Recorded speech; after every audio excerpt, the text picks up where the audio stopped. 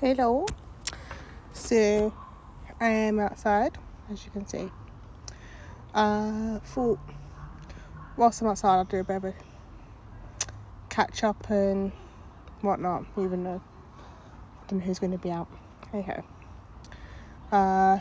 Bit of a catch up and bit of like get to know me sort of thing. So ever since I was born, I had floppy hips. Really bad hips. Didn't know until I was about 12 that I had joint hypermobility syndrome. I mean, I sort of knew I was double jointed anyway, but hey ho. They just put it down to double jointed at the time. And now that's affecting me quite a bit actually, because my knees are not great, they're clicking, they might have arthritis in them. I also struggle to walk too far. If I do, my ankles literally go, and they're quite painful when they do. And I like this filter as well, so don't it's also another thing. So, but I have been doing a bit of walking just now, because on my own as well, that's a big step for me, because normally I'd have my partner with me, but as you can see, he's not with me. And yeah, so that's affected me quite a bit in my life. I used to do ballet, used to dance, loved it. Now I can't. I mean, I used to have to do splits, and I can't do that now because it's basically my hips seized up, and that's not great. Also, recently diagnosed, I was in hospital. Sorry about that.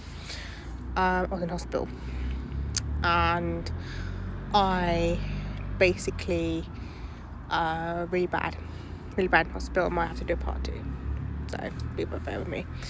So if it does cut off, just bear with me. I was in hospital with they say it's a lung infection or chest infection, but really bad. I wouldn't say my lungs were filled, but it felt like I was drowning. And I'll have to do a part 2, so I will see you in part 2. So part 2 of this. So basically going from that, I got to the point where I could have been going to ITU because my heart rate was quite high. They tried me on a nebulizer. That didn't help. And it's that the nebulizer actually made me worse rather than better, because they thought, my heart rate would go down, my breathing would go down. No, they did not help. But they thought, I had so many doctors come to me, I was like, I thought I was never going to go to sleep. I didn't really. But I basically got told that I could have been gone into ITU because my heart rate was quite high, and if they couldn't bring it down, then obviously I had to go to ITU. But luckily enough, I was stable enough to be just put on an emergency floor with 3-litre oxygen, I think.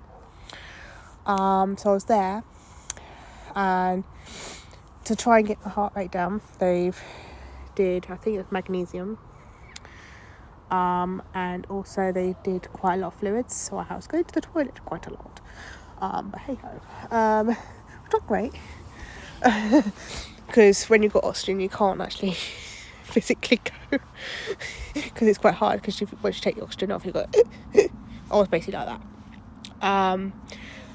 But then, so from going into hospital, I got diagnosed with asthma,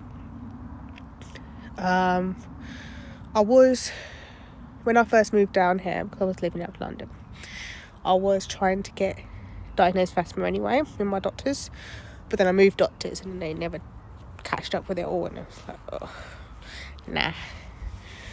So basically, if I got diagnosed when I was younger, then I would have been alright. I wouldn't be in this state. So yeah, that happened. That was not great. So in part 3, I'm going to be talking about one more health condition that is not great in my life. So I'll catch you in part 3. Part 3, sorry, just had a sneezing fit. So part 3. So another health condition that I do suffer with is PCOS, which is polycystic ovarian syndrome. I was getting it right in the first place. Which means I have done a YouTube video if anyone wants to go to my YouTube channel. It is in my TikTok bio. And it basically is a hormonal imbalance where you have a high level of testosterone, and some people do get small cysts, but tiny, I say, on their ovaries where the egg or the follicle doesn't produce. And I got diagnosed with that when I was about 11. I ran through puberty when I was about 7, and I started my periods not long after.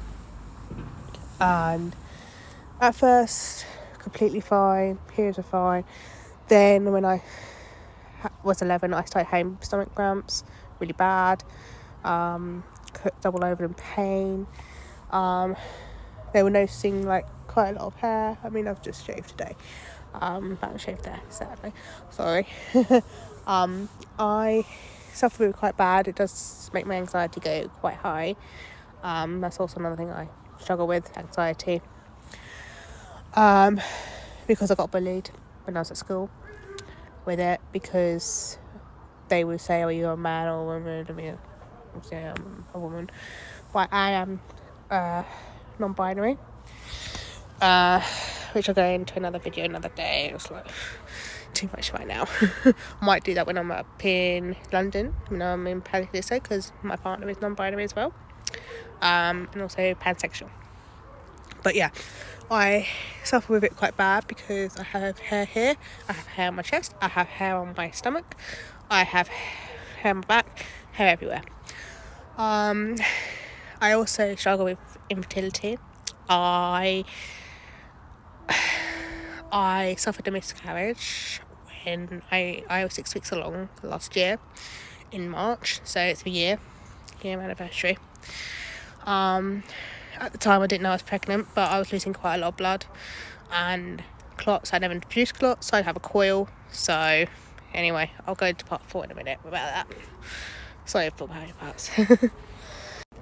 So part 4, I think it is now. So yes, I sadly suffered a miscarriage. 6 weeks pregnant last year. I don't want to say I knew I was pregnant, because I didn't, because obviously I've taken pregnancy tests before when I thought I was pregnant, when I thought I had the symptoms, but they came back negative, and I thought, never gonna. So when I didn't have the symptoms, I was pregnant, and I was like, oh. So yeah, but yeah, of course. So PCOS also causes infertility. So I struggle with mainly, I would say, the confidence side of it all, because with a lot of hair, you can have shave or do whatever you can do. I mean, I've seen so many TikTokers out there that embrace it, and I'm so proud of them. They're amazing people. I wish I could have the courage to do that at the moment, but at the moment I just have to, when I see a little bit of hair coming through here, it's mainly hair that I struggle really. and also I get acne really bad, but I'm going to be doing a skincare routine because it has gotten a little bit better, even though I've got a filter on, but underneath this filter it has got better than it was, because I have been following a skincare routine day and night when I can remember. It's called Misscarage. Very good company, very good. And yes, I am an ambassador for them as well. Because I bought a cycle of them, I'm using it, so, and yeah, and also I had a notification then, sorry. But all I want to say is that no matter what healthcare centre you do have, whether it's, I don't know, wherever you do have, I mean, I struggle with quite a lot, and recently I've come out my shell quite a lot. I mean, I wouldn't be doing this for God's sake. I wouldn't be doing TikTok, wouldn't be doing YouTube, I wouldn't be doing anything. But be you, always be positive, and have a nice day. Bye.